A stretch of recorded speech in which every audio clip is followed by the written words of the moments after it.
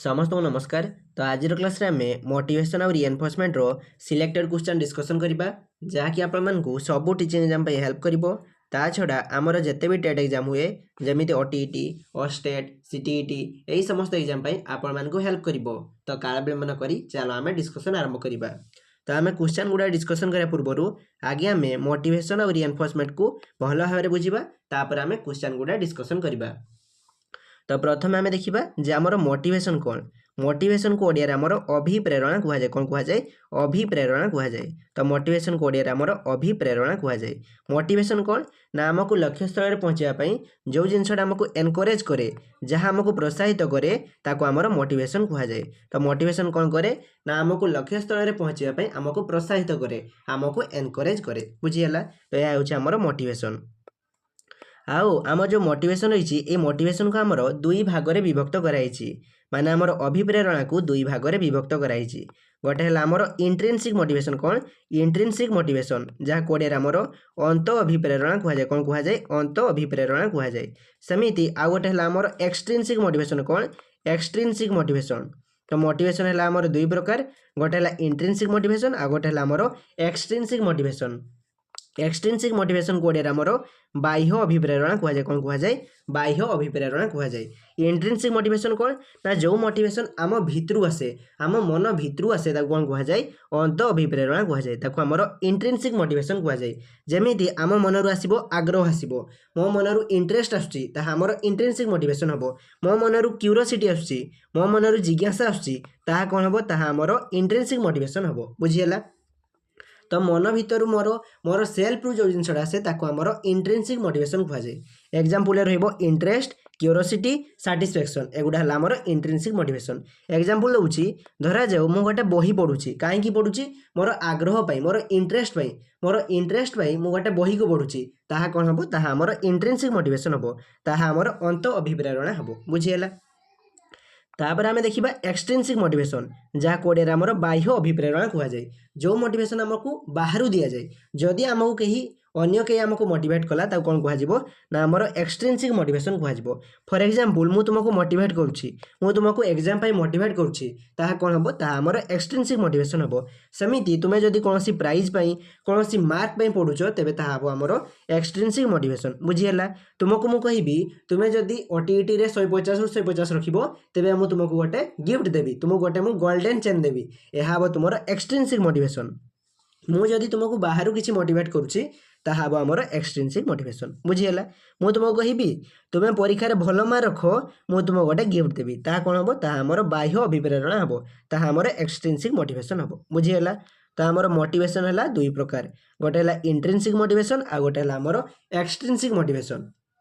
Intrinsic motivation आम मनरु आसे, आम भितरु आसे। एक्सट्रिंसिक मोटिवेशन रे अन्य कई हमको मोटिवेट करती। बुझीगला? तो यह हूँ आमर मोटिवेशन। तापर आमे देखिबा रिएनफोर्समेंट। कौन? रिएनफोर्समेंट को ओडिया आमर पुनर्बलन कहुए। कौन कहुए? पुनर्बलन कहुए। मन रखिबो ओडिया टर्म आमर रिएनफोर्समेंट को ओडिया आमर पुनर्बलन कहुए। रिएनफोर्समेंट कौन ना आमर क्लास रे शिक्षक जो गुड कहती, जो भेरी गुड कहती, ताहा हूँ आमर रिएनफोर्समेंट माने पुनर्बलन। रिएनफोर्समेंट कौन करे? पिला मानकु एनकरेज करे, पिला मानकु पाठ प्रति आग्रह सृष्टि करे, यह हूँ आमर रिएनफोर्समेंट। शिक्षक क्लास रे जो गुड, भेरी गुड, एक्सलेंट कहती, ताहा हूँ आमर रिएनफोर्समेंट। बुझीगला? आम जो रिएनफोर्समेंट अच्छी ये रिएनफोर्समेंट थ्योरी किए देते? बीएफ स्किनर देते। मन रखिबो रिएनफोर्समेंट कथा आमर बीएफ स्किनर कहितले। किए कहितले? बीएफ स्किनर कहितले। स्किनर कहितले जे पिला मानकर गोटे बिहेवियर को आमे डेभलप करिया पई, गोटे बिहेवियर को आमे एनकरेज करिया पई पिला को कौन देबा? रिएनफोर्समेंट देबा। कौन? पिला बिहेवियर को, पिला मानकर प्रत्याशित व्यवहार को पुनः प्रदर्शित करिया पई, जेमिति पिला तार व्यवहार को बारंबार रिपीटेडली से व्यवहार करिवो, से व्यवहार को आमे विकास करिया पई पिला को कौन देबा? रिएनफोर्समेंट देबा। कौन देबा? रिएनफोर्समेंट देबा माने पुनर्बलन देबा। पिलार व्यवहार को पुनः प्रदर्शन पाई पिला को आमे रिएनफोर्समेंट देबा। सेमिति पिला जो व्यवहार करुची, जदि पिला हमर खराब व्यवहार करुची तो पिला को आमे कौन देबा? पनिशमेंट देबा। कौन देबा? पनिशमेंट देबा माने दंड देबा। ए कथा हमर स्किनर कहितले। स्किनर कहितले पिलार व्यवहार जदि भलो होउची ताको पुनः प्रदर्शन करिया पई पिला को आमे रिएनफोर्समेंट देबा, पिला को आमे पुनर्बलन देवा आ पिला जदि खराब व्यवहार करुच्ची तेरे से व्यवहार को आम बंद करने से व्यवहार जमी पिला आउ थे न करे तेणु पिला को आम कौन देवा पनिशमेंट देवा कौन देवा पनिशमेंट देवा पनिशमेंट कोड़िया आमर दंड कहुए बुझीगला। तो आमर रिएनफोर्समेंट कथा पनिशमेंट कथा किए कही बीएफ स्किनर कही। बर्तमान आम रिएनफोर्समेंट टाइप देखा। तो आम जो रिएनफोर्समेंट अच्छी ये रिएनफोर्समेंट आमर दुई प्रकार होती गोटे है पॉजिटिव रिएनफोर्समेंट कौन गोटे है पॉजिटिव रिएनफोर्समेंट आउ गोटे है आमर नेगेटिव रिएनफोर्समेंट कौन नेगेटिव रिएनफोर्समेंट। तो आमर रिएनफोर्समेंट है दुई प्रकार गोटे है पॉजिटिव रिएनफोर्समेंट आउ गोटे है आमर नेगेटिव रिएनफोर्समेंट। पॉजिटिव रिएनफोर्समेंट को ओडिया आमर सकारात्मक पुनर्बलन कहुए कौन कहुए सकारात्मक पुनर्बलन कहुए। सेमिति नेगेटिव रिएनफोर्समेंट को ओडिया आमर नकारात्मक पुनर्बलन कहुए कौन कहुए नकारात्मक पुनर्बलन कहुए। मन रखिबो रिएनफोर्समेंट है दुई प्रकार गोटे है पॉजिटिव आ गोटे है आमर नेगेटिव। पॉजिटिव रे कौन हुए ना आम पिला को रिएनफोर्समेंट दो पिला को आम प्राइज दो पिला को आम कही करी आम मोटिवेट करूँ जमी गुड वेरी गुड एमती आम पिला को रिएनफोर्समेंट दो पिला को आम स्टार दो जदि पिला आमर भल व्यवहार कला तो पिला को आम कौन देवा स्टार देवा। तो आम पॉजिटिव रिएनफोर्समेंट रे पिला को आम भल जिनस देता गुड वेरी गुड एमती कही था स्टार दे आम गिफ्ट दे था। नेगेटिव रिएनफोर्समेंट कौन हुए ना आम से जिनस को छड़े नौ नेगेटिव रिएनफोर्समेंट कौन हुए आम से जिनस को छड़े नौ। फॉर एग्जांपल मु पॉजिटिव रिएनफोर्समेंट रे पिला मान को स्टार देली कौन देली पिला मान को स्टार देली। नेगेटिव रिएनफोर्समेंट कौन हम ना पिला पाखर मु से स्टार को छड़े नेबी से स्टार को मु पिलाठू छड़े नेबी यह आमर नेगेटिव रिएनफोर्समेंट। मन रखिबो पिला को आम पॉजिटिव रिएनफोर्समेंट दो कि नेगेटिव रिएनफोर्समेंट दो पिलार भल ही हुए पिलार खराब हुएनी। नेगेटिव रिएनफोर्समेंट पिला को आम दंड दौनी। नेगेटिव रिएनफोर्समेंट कौन हुए ना आमर शिक्षक पिला मानकु एक्सटर्नाली किसी जिनिस दियंती नहीं से पिला मानकु गुड कि भेरी गुड मध्य कहती पिला मानकु कौन सी प्राइज भी दियंती कौन सी स्टार मध्य दियंती से कौन करती ना गोटे जिनिस को आमर विथड्र करनियंती गोटे जिनिस को आमर दियंती नहीं यह हूँ आमर नेगेटिव रिएनफोर्समेंट। मैं गोटे एग्जांपल दूसरी तुम भल भाव बुझो धरा जाऊ आज क्लास रे शिक्षक कहले जो मैंने पाठ कर आनिछ तांको मु होमवर्क देबिनी शिक्षक कौन कले ना आमर होमवर्क को उठे देले यह हूँ आमर नेगेटिव रिएनफोर्समेंट। नेगेटिव रिएनफोर्समेंट रे शिक्षक गोटे जिनस को आमर हटई दियंती कहली मु शिक्षक कौन कले ना आमर होमवर्क को हटई देले होमवर्क आउ देले नहीं यह मध्य पिला मानकु कौन करिवो ना आमर मोटिवेट करिवो जो माने पाठ करि आइथिबे सेमान को होमवर्क दिया गलानी यह मध्य अन्य पिला को कौन करिवो मोटिवेट करिवो सेमान को प्रोत्साहित करिवो यह हउछ आमर नेगेटिव रिएनफोर्समेंट माने नकारात्मक पुनर्बलन बुझियला। आ गोटे जिनस मन रखिबो आमर रिएनफोर्समेंट पॉजिटिव हो कि नेगेटिव हो दुईटा आमर पिला मानकर इंप्रूवमेंट करे पिला मानकु प्रोत्साहित करे। पॉजिटिव रिएनफोर्समेंट ता छड़ा नेगेटिव रिएनफोर्समेंट मध्य आमर पिला प्रोत्साहित करे पिला मानकु गोटे भी रिएनफोर्समेंट आमर निरुत्साहित करे नहीं बुझीगला। केतेक पिला भावती जे आमर नेगेटिव रिएनफोर्समेंट आ पनिशमेंट दुईटा एका जिनस किंतु मन रखिबो दुईटा अलगा जिनस। नेगेटिव रिएनफोर्समेंट पिला को आमर प्रोत्साहित करे जेतेबेले कि पनिशमेंट कौन करे ना पिलार खराब व्यवहार को आमर डिप्रेस करे बंद करे पिला खराब व्यवहार करबोनी। तुमे जदि पिला को पनिशमेंट देबो तेबे पिला खराब व्यवहार करबोनी किंतु गोटे जिनस मन रखिबो जेतेबेले पिला को पनिशमेंट देबो तुम एमती पनिशमेंट देव जमी पिला को ताहा बाधिबो नहीं पिला को आमर डिमोटिवेट करिवो नहीं। तुम पनिशमेंट देव जमी पिला से व्यवहार को आउ करिवो नहीं पिला को तुम केभे भी डिमोटिवेट करिवोनी। पनिशमेंट एमती देव जमी पिला को आमर बाधिबो नहीं पिला जानी पारिबो नहीं जे ताको आमर पनिशमेंट दिया होची बुझियला। आ वर्तमान आमर जो मॉडर्न एजुकेशन रही से मॉडर्न एजुकेशन रे आमर पनिशमेंट को बहुत क्रिटिसाइज करा जाए आ कहुए जे पिला को केभे भी पनिशमेंट देवनी बुझीगला। किंतु आमर स्किनर कहते जे पिला को रिएनफोर्समेंट दिया जिवो ता छड़ा पनिशमेंट मध्य दिया जिवो। रिएनफोर्समेंट कौन करे ना पिलार प्रत्याशित व्यवहार को पुनः प्रदर्शन करने पे प्रोत्साहित करे जेतेबेले कि पनिशमेंट कौन करे ना गोटे व्यवहार को डिप्रेस करिबारे बंद करिबारे सहायता करे बुझीगला। तो यह हूँ आमर रिएनफोर्समेंट और मोटिवेशन। वर्तमान आम यह रिलेटेड क्वेश्चन देखिबा। तो आमर फास्ट क्वेश्चन अच्छी according to B F Skinner learning is strengthen by माने बीएफ स्किनर के अनुसार आमर शिक्षण क्या द्वारा आमर स्ट्रेंथेन हुए क्या द्वारा आमर शक्तिशाली हुए कहली बीएफ स्किनर के अनुसार आमर रिएनफोर्समेंट कौन करे ना आमर शिक्षण को स्ट्रंग करे शिक्षण को आमर शक्तिशाली करे जेतेबेले कि पनिशमेंट कौन करे पिलार खराब व्यवहार को आमर डिप्रेस करे बंद करे बुझीगला। तापर आम देखा नेक्स्ट क्वेश्चन 2 नंबर क्वेश्चन कहला which of the following is an example of intrinsic motivation माने केउटे हमर अंत अभिप्रेरणार उदाहरण अटे। ऑप्शन इज हमर studying to get good marks माने तुम भल मार्क पई पढिबो यह हला हमर एक्सट्रिंसिक मोटिवेशन माने बाह्य अभिप्रेरणा तेणु यह हमर आंसर हो नहीं। ऑप्शन बी कहला स्टडिंग टू एवॉइड पनिशमेंट दंडर बचाई तुम पढ़ो यह आमर एक्सट्रिंसिक मोटिवेशन तेणु यह आमर आंसर हम नहीं।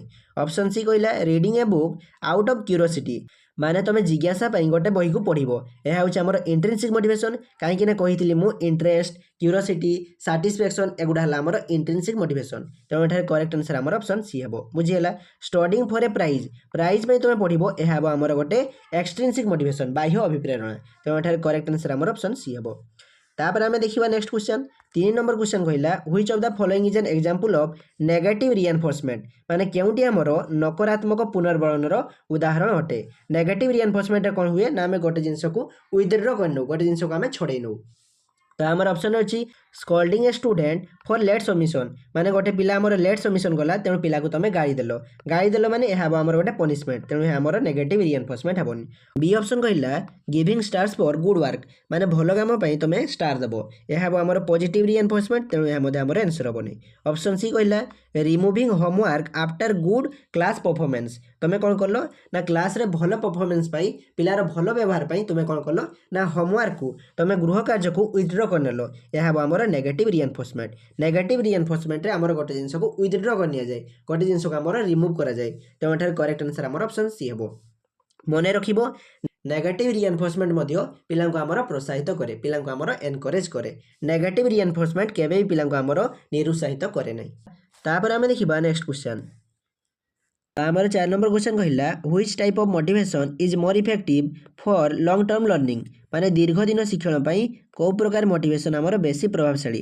मने रखिबो इंट्रिंसिक मोटिवेशन कौन करे ना आमको लॉन्ग टर्म लर्निंग पई आमर मोटिवेट करे कहीं ना इंट्रिंसिक मोटिवेशन आमर भितरु आसे आमर अंतररु आसे तेणु इंट्रिंसिक मोटिवेशन कौन करे ना आमको लॉन्ग टर्म लर्निंग पई आमको मोटिवेट करे प्रोत्साहित करे दीर्घ दिन शिक्षण पई आमको मोटिवेट करे जेतेबेले कि एक्सट्रिंसिक मोटिवेशन माने बाह्य अभिप्रेरणा हला आमर शॉर्ट टाइम पई अल्प दिन पई एक्सट्रिंसिक मोटिवेशन हला आमर शॉर्ट टाइम पई जेतेबेले कि इंट्रिंसिक मोटिवेशन हला आमर लॉन्ग टर्म पई बुझियला।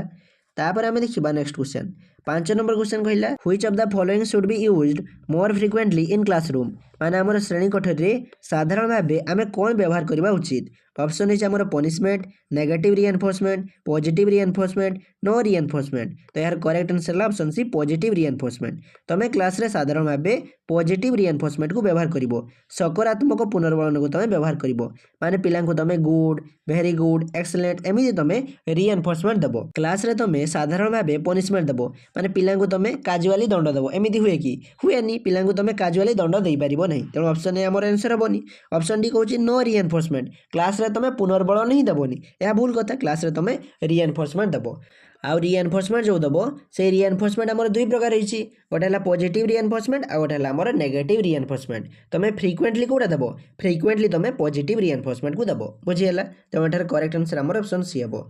देन आमे देखिबा नेक्स्ट क्वेश्चन 6 नंबर क्वेश्चन कहला who propose the reinforcement theory of learning माने पुनर्बलनर थ्योरी के देथिले कहिथिली रिइंफोर्समेंट थ्योरी आमर स्किनर देथिले बीएफ स्किनर देथिले तेणु एठार करेक्ट आंसर आमर ऑप्शन डी हेबो।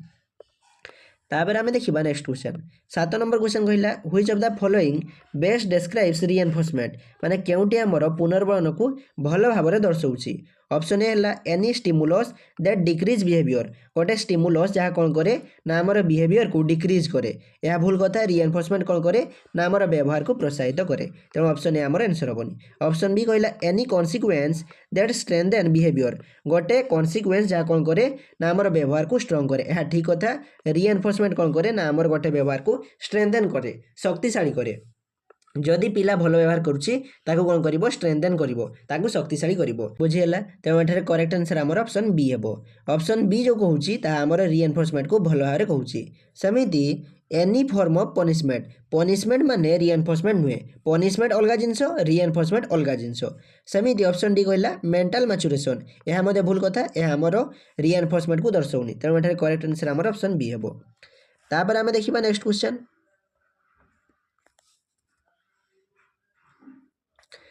तो आमर 8 नंबर क्वेश्चन कहला तमे जदि क्लासरूम रे एक्सेसिव रिवार्ड व्यवहार करिवो अधिक मात्रा रे पुरस्कार व्यवहार करिवो तेबे कोन हबो।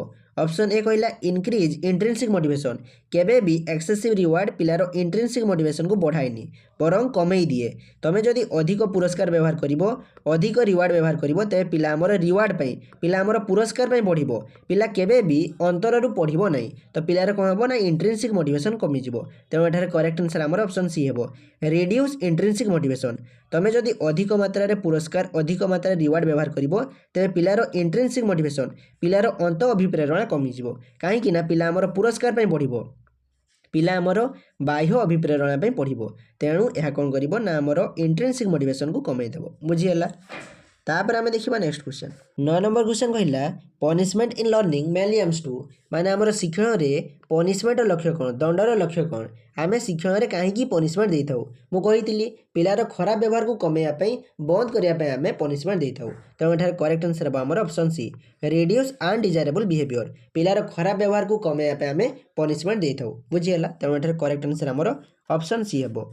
देन आम देखा 10 नंबर क्वेश्चन 10 नंबर क्वेश्चन कहला in classroom teaching reinforcement should be माने आमर क्लासरूम रे रिएनफोर्समेंट केमिति हवा दरकार तमे रिएनफोर्समेंट केमिति देबो मने रखिबो जेतेबेले भी रिएनफोर्समेंट देबो तुमे ताहा एप्रोप्रिएटली देबो जो जगह दरकार सेतेबेले तमे रिएनफोर्समेंट देबो बारंबार तुमे रिएनफोर्समेंट देबोनी बारंबार रिएनफोर्समेंट देले ताहा पिलांग ऊपर किछि प्रभाव पकेइबो नहीं तो रिएनफोर्समेंट केमिति देबो तमे इमिडिएटली देबो आ एप्रोप्रिएट देबो जो जगह दरकार से जगह देबो आ इमिडिएटली देबो सांगे संग देबो जो जगह दरकार से जगह सांगे सांग देबो बारंबार तुमे रिएनफोर्समेंट को व्यवहार करिवो नहीं बुझिहेला तो एठार करेक्ट आंसर हमर ऑप्शन सी हेबो।